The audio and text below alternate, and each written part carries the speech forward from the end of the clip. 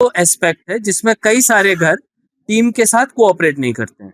उसमें मैं कहूंगा कि जम्मू शहर के वासियों ने बहुत ही बड़े नंबर में अभूतपूर्व तरीके से हमारी टीम्स की मदद की है और सभी जगहों पे हम लोगों को बहुत ही अच्छी तरह से जानकारी समय से मिली है। कुछ इक्का दुक्का जगहों पे लोगों को डर की वजह से, फेक न्यूज की वजह से शायद ये लगता हो कि ये टीम क्या जानकारी मांगने आ रही है। मैं फिर से उसी बात को दोहराऊंगा, सेंसस की सारी जानकारी गोपनीय होती है। ना तो आपके इनकम टैक्स से, ना आपके किसी सोशल बेनिफिट से, ना आपके किसी कैटेगरी सर्टिफिकेट से इसका कोई वास्ता है, ना इससे उस पर कोई फर्क पड़ेगा।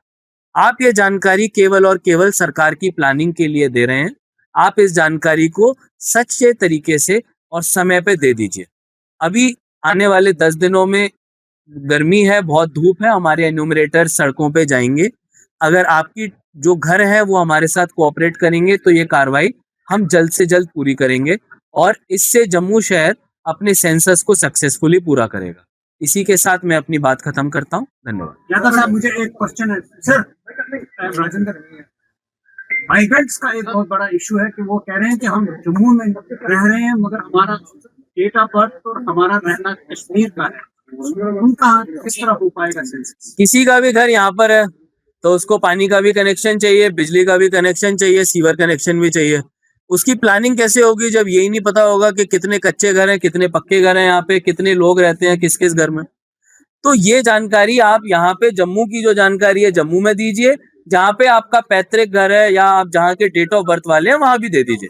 लेकिन यहाँ की जानकारी अगर आप नहीं देंगे तो जम्मू शहर का नुकसान है। हमारे को पैसे जितने मिलेंगे रिसोर्सेज सड़क के लिए, बिजली के लिए, पानी के लिए, इसी जानकारी के बेसिस पे मिलेंगे। आज अगर हम उस जानकारी को कमती करके बताएंगे तो हमारे को डेवलपमेंट का पैसा भी कम मिलेगा। से अगर 30 जो टैक्स सीमा के अंदर कोई आता नहीं है, जानकारी लेने के लिए नहीं आता, उसके बाद क्या, इसके लिए क्या प्रोसेस है?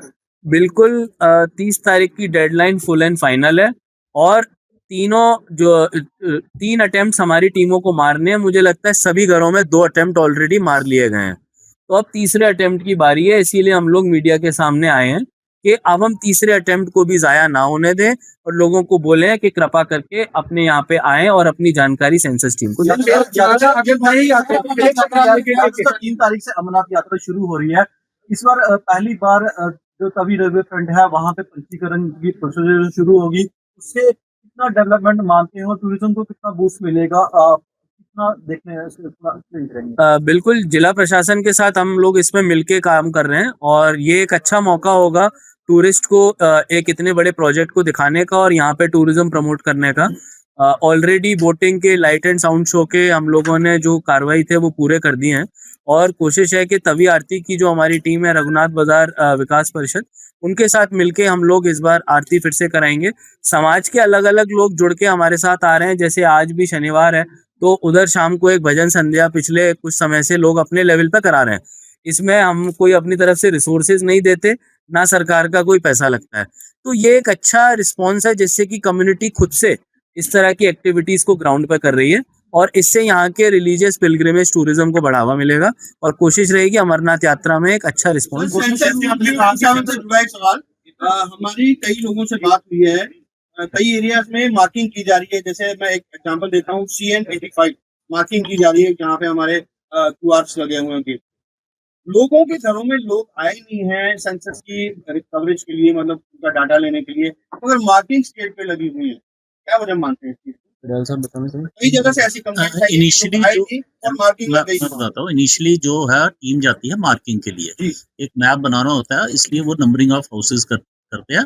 जहाँ मार्किंग हुई है वहाँ 100% टीम ने आना है। अगर कोई ऐसी जगह है नेक्स्ट 10 डेज में कवर हो जाएगी। फिर भी अगर आपको लगता है आप अपने चार्ज अफसर को बताइए, ऐसा कोई घर। ये दूसरी बात कह रहे हैं, मार्किंग का मतलब हो गया कि आपका मैप में घर को दिखा दिया गया है।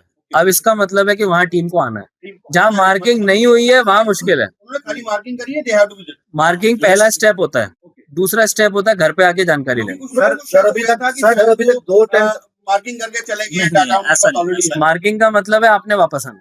लोग आ जाते हैं। 100% से कितनी परसेंटेज जो अभी तक आप कवर कर चुके हैं सेंसस मामले में? 293 2,93,000 घरों में से 2,05,000 घरों को हम लोग कवर कर चुके हैं। यानी 2 तेईस। जो ऑफिसर साहब के घरों में जा रहे हैं, जो डाटा इकट्ठे करके ला रहे हैं, उसकी क्या गारंटी है? वही डाटा है जो जनता ने दिया है, तो उसको बैकएंड से चेक किया जा रहा है? क्योंकि कुछ लोगों का ये भी है कि हमारे से कुछ नहीं पूछा जा रहा, अपने से ही जैसों किया जा रहा है। नहीं, बिल्कुल, ये एन्यूमरेटर जो भी जानकारी ले रहे हैं हमारे रिस्पॉन्सिबल टीचर्स हैं और इनके ऊपर सुपरवाइजर्स और फ्लाइंग स्क्वाड को भी लग रहा है।